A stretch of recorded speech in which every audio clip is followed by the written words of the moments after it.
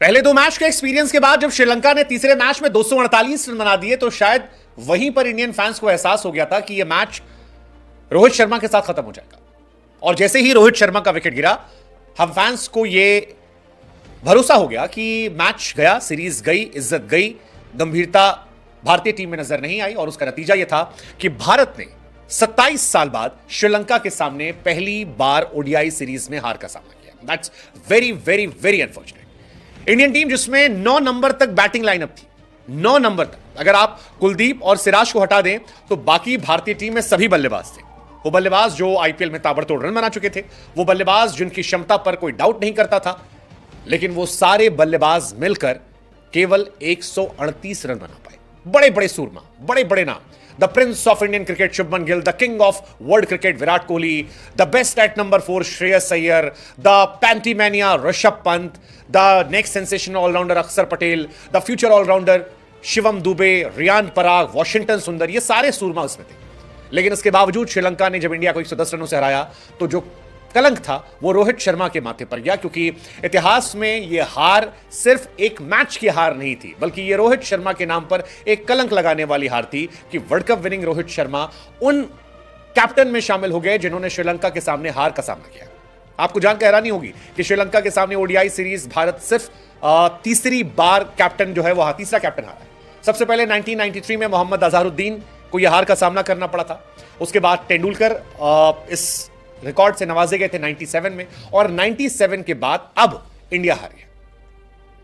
सबसे हैरानी की बात मेरे लिए जो इस मैच में थी वो ये थी कि इंडिया की फुल फ्लेजेड टीम थी, फुल स्ट्रेंथ इंडियन टीम थी, और इंडिया उस टीम से हारी है, उस श्रीलंका से हारी है जो चैंपियंस ट्रॉफी के लिए क्वालिफाई भी नहीं कर पाई। सबसे बड़ी बात, श्रीलंका की टीम में सारे प्लेयर थे भी नहीं। अगर आप देखोगे श्रीलंका की टीम में पथराना नहीं थे, हसरंगा नहीं थे, मधुशंका नहीं थे, तुषारा नहीं थे, चमीरा नहीं थे। उसके बावजूद श्रीलंका इंडिया को क्लीन स्वीप कर दिया।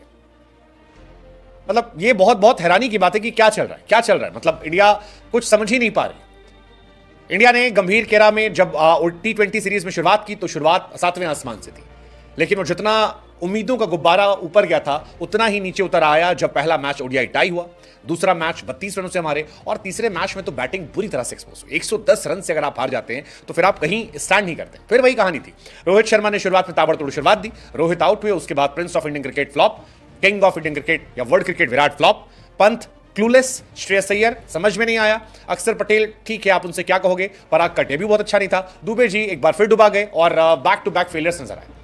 विराट कोहली की अगर आप करियर की बात करेंगे तो पहली बार इतिहास में ऐसा हुआ है कि विराट 3-3 मरतबा स्पिनर्स के सामने एलबीडब्ल्यू हुए। कोई कह रहा है कि तैयारी नहीं कर पा रहे, कोई कह रहा है कि विराट का टाइम खत्म हो गया, कोई कह रहा है टू मच रन।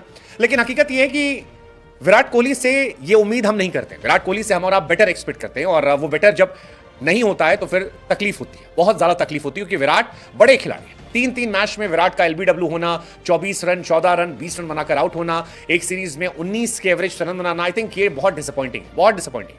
और सबसे ज्यादा डिसअपॉइंटिंग है कि यार हमारी टीम फुल स्ट्रेंथ खेल रही थी, उनकी टीम पूरी नहीं थी। उनका स्ट्राइकर बॉलर पथराना नहीं था, हसरंगा नहीं था, मधुशंका नहीं था, तुषारा नहीं था, ये उनके प्रीमियम बॉलर है, और उसके बावजूद हम इतना गंदा खेलते। श्रीलंका हमें एक तरफा फंसा लेती है। मतलब हम 3 मैच में लगातार 10-10 विकेट गंवा रहे हैं। यह अपने आप में बहुत बड़ी बात है। श्रीलंका के सामने हम जिस तरह से 8-8 विकेट, 9-9 विकेट गंवा रहे हैं स्पिनर्स को, वो डिसअपॉइंटमेंट है। मतलब आपको जानकर हैरानी होगी कि 3 मैच में इंडिया के 27 विकेट ऐसे हैं जो स्पिनर्स के सामने गए, और ये बायलैटरल सीरीज में आई थिंक मैक्सिमम है। 3 मैचेस में 27 विकेट स्पिनर्स के सामने। वेल्ला लागे ने 5 विकेट निकाले, और ये भी अपने आप में कमाल रहा। एक ही उस पर 2023 में वेल्ला लागे ने 5 विकेट 40 रन देकर निकाले थे, 2024 में 27 रन देकर निकाले। वेल्ला लागे का हिसाब किताब बड़ा गजब है। इंडिया के सामने जब वो आते हैं तब छाते हैं, फिर गायब हो जाते हैं। इस सीरीज में अगर इंडिया के लिहाज से कोई अच्छी चीज थी तो वो थी कैप्टन रोहित शर्मा की फॉर्म। पहले मैच में 58 रन 47 बॉल पर, फिर 44 बॉल पर 64 रन, फिर 20 बॉल पे 35 रन। ये रोहित शर्मा की बैटिंग थी, और यही कहानी जो थी ये टीम में सबसे शानदार थी। अब सवाल ये किससे ट्रॉफी कैसे जीतेंगे, ये अपने आप में एक बड़ी बात है। रोहित शर्मा की परफॉर्मेंस जबरदस्त रही, लेकिन रोहित की परफॉर्मेंस के अलावा इस टीम में कुछ भी नहीं था। रियान पराग ने हालांकि गेंदबाजी में डेब्यू अच्छा किया, 3 विकेट निकाले 54 रन देकर, लेकिन बल्लेबाजी में वो भी बहुत कमाल नहीं कर पाए, और यहीं से इंडिया की परेशानियां जो है वो सारी बढ़ती गई। विराट कोहली, श्रेयस अय्यर बहुत डिसअपॉइंट करने वाले थे। केएल राहुल को ड्रॉप किया गया, जो डिसअपॉइंट करने वाला था। श्रीलंका सीरीज की सबसे खराब बात यह थी, कोई विकेट कीपर परमानेंट रहा ही नहीं। T20 में संजू नहीं चले, वनडे में ऋषभ और राहुल को मौका मिला, वो यूटिलाइज नहीं कर पाए। तो इंडिया का विकेट कीपर कौन होगा, ये किसी को पता नहीं। लेकिन 27 साल बाद सीरीज